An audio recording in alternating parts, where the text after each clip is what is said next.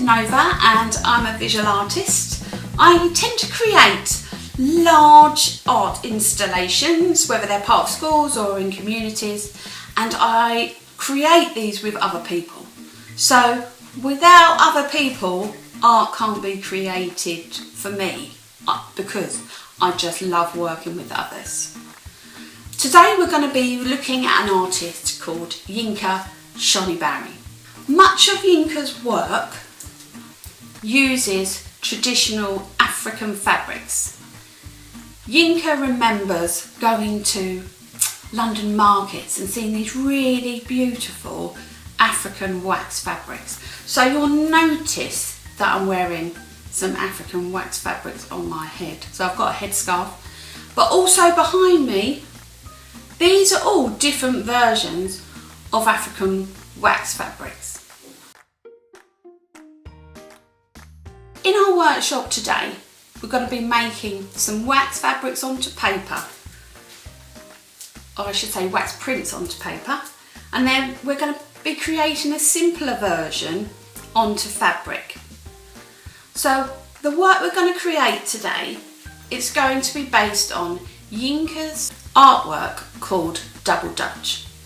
So Double Dutch consists of 50 colourful patterned canvases that are placed onto a pink background. So together what we're going to do is to create these artworks, to create our own collaborative art installation as part of the 360 video.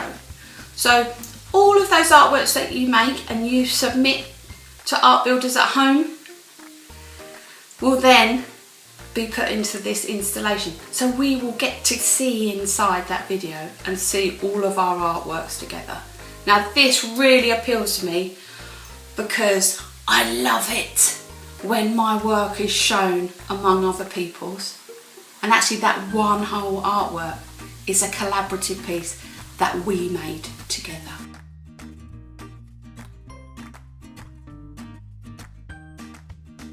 So the first step for us is to think about pattern and our story.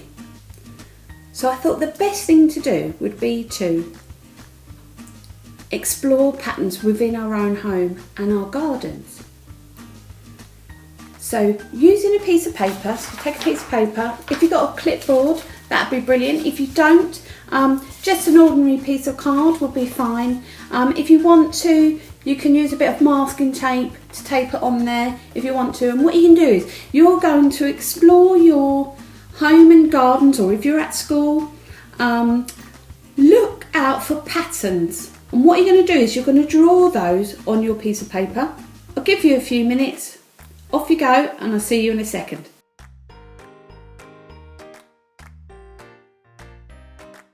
Hello and welcome back. I hope you had fun exploring your garden or inside your home or at your school.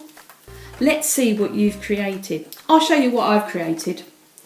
While you've been busy out there, I was busy too. So up here, I've got some like lattice fencing. So I thought that's quite nice. I kind of like the shape that makes. I also noticed in my home, I have lots of pictures and lots of things are very square. So I drew a little square there. Up here behind me, these are what we call print trays. And they have, again, lots of tiny little squares, lots of lovely patterns. I've got a clock in my kitchen, which is circular. In my bedroom, I have wallpaper, which I've got all these different lines and what look like arrows or chevrons. So these were what I'd come up with.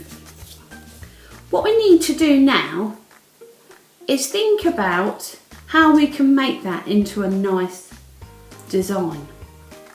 Okay, so you might want to incorporate all of these different shapes and designs within your final design, but you don't have to. Okay, so for me, I'm going to keep it simple because I want the final design to look really striking. I really like these lovely shapes that I've created that are on my bed. Okay, so I think I'm going to use them, and actually for this purpose I'm going to start drawing.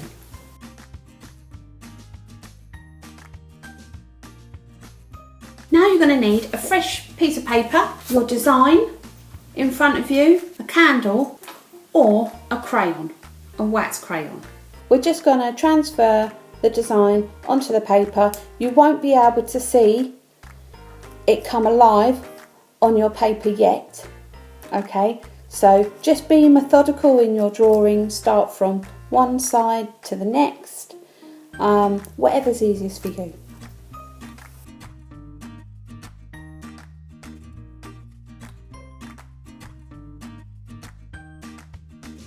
Okay, I'm done. You'll notice, especially if you use a wax candle, you'll get this kind of residue of candle wax, okay? But you can just wipe that off.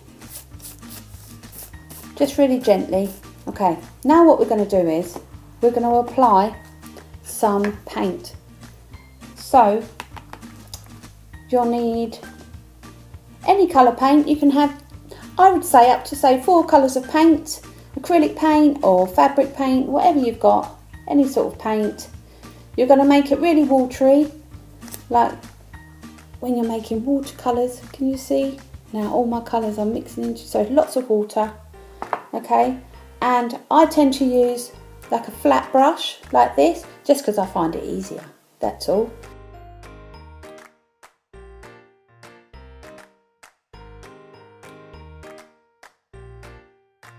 So now what you should have is your design on your wax. So can you see all those, where you've done all that mark making with the wax candle or your crayon?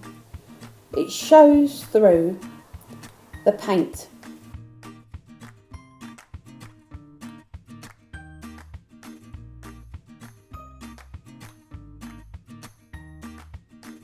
So for this next bit, you're going to need a piece of fabric. Calico or cotton is fine, quite light in colour, that would be good. And also you need a squeezy bottle of glue. So all we're doing now is much like we did with the wax painting.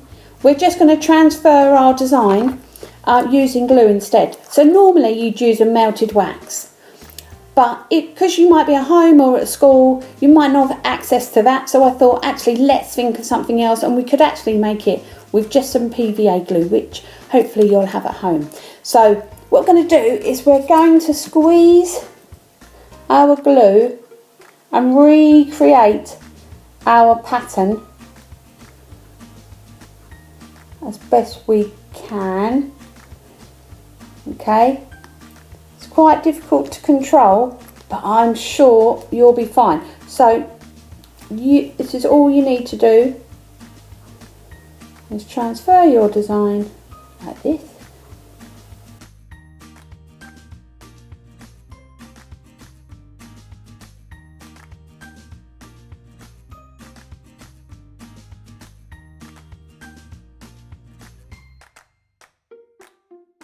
Okay.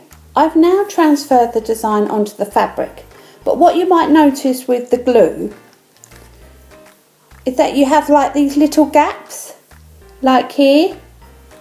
And so if you don't want those little gaps, you can just get a pencil and kind of spread the glue. Just do it gently, so you're not marking the fabric, you're just kind of moving the glue around a bit. You have to wait probably, I'd say about 12 hours for it to dry. Unless it's a really warm day, it might take less, but basically that glue needs to be really dry. And I'll show you an example. So can you see on here? So this was glue yesterday, and here it is today. So once it dries clear like that, you know you're ready to go. You might have some little bits like that, but to be fair, because that's lots of glue, it'll be absolutely fine. But if the majority looks like this lovely kind of clear, shiny glue, then you're ready to go with painting.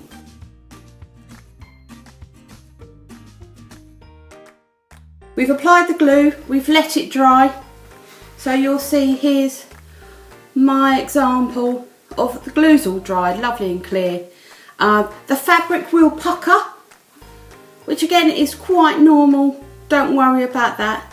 It will even itself out. And to prove that, I've got a couple of examples that I've made. Now, I started with this one, which has got like, I used like a wash, like a blue wash. So it's quite watery paint like we did with the watercolour onto the paper, which I thought was okay. But actually, if these designs are supposed to be really bold and strong and colourful, I don't think this is that colourful. So I mixed some paint just with a little bit of water, and I think this is much better. With the paintbrush, some water and some paint, I'm going to do like a yellow colour across the background.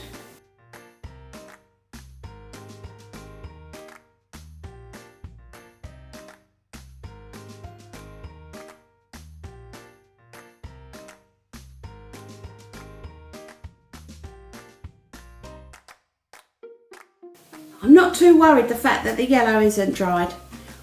It's going to be like an experiment. If it goes wrong, I can just do it again.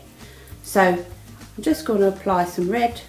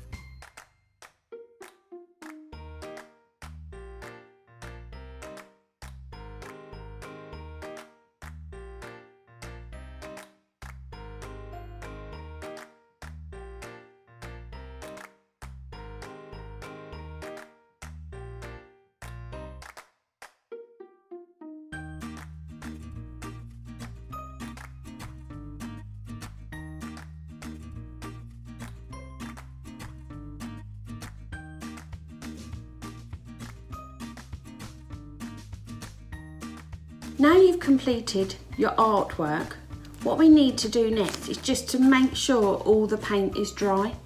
So you might need to leave this for say up to an hour, or if it's warm it'll probably take about half an hour. Once you've done that, just check everything's dry. I've checked mine, there's no excess paint and it's all dry. So what we need to do next is to put the painting or your artwork into some warm water. Okay, and what will happen is the glue, with a little bit of force, will start to come off the fabric. So that's what I'm going to do next, and I'll see you in a moment for the final result.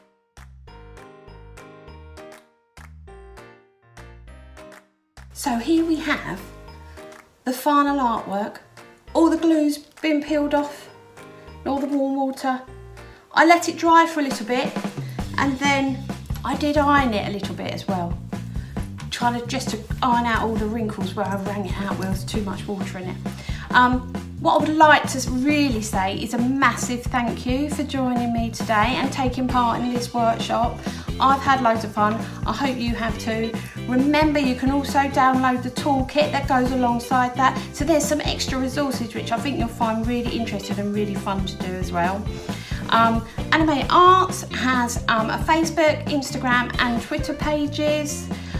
Search for Animate Arts Company or Animate Arts and you will find them, and you'll see lots of other people have been showing all the artwork that they've been doing, because this is one of 6 workshops that you can take part in. Okay, so if you want to be part of the 360 video, you need to remember to send your original artwork, the things that you've created, back to Art Builders HQ. The address is in the toolkit, and Joe and the Animate Arts team will be really looking forward to seeing all your different entries. So for now it's goodbye, have a lovely day, and hopefully I'll get to see you all soon. Take care, bye.